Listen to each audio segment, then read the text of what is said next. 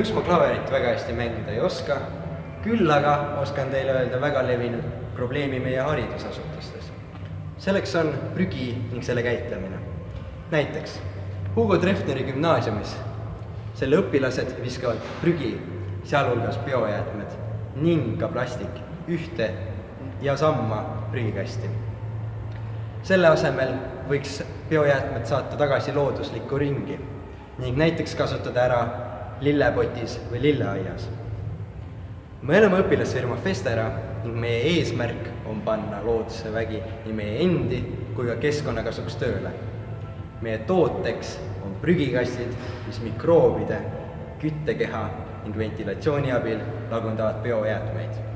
Tänu sellele on protsess 10 korda kiirem, kuid kuidas see tegelikult töötab?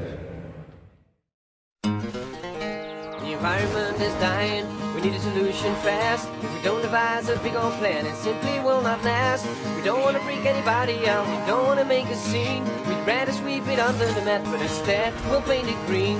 Green, green, green, we'll paint it green. It doesn't really matter what it is or what it does or why it stings or what it means as long as it is green. It doesn't really matter what it burns or what it makes or what it...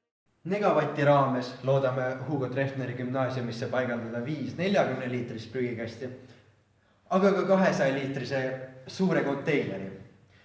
Mis see tähendaks meie kooli jaoks? Esiteks, see säästaks iga-aastaselt 400 eurot nii väetise kui ka prügiarvete pealt. Teiseks, meie kool oleks väga ökoloogiline.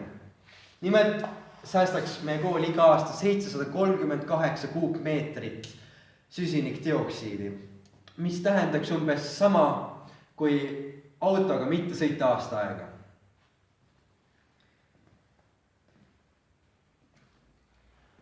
Tulevikus loodame, et Festera prügikasti kasutamine on haridusasutustes sama tavaline kui suitsuanduri olemasolu, sest keskkonnahoid mõjutab homme meid sama palju kui tuleohutus täna.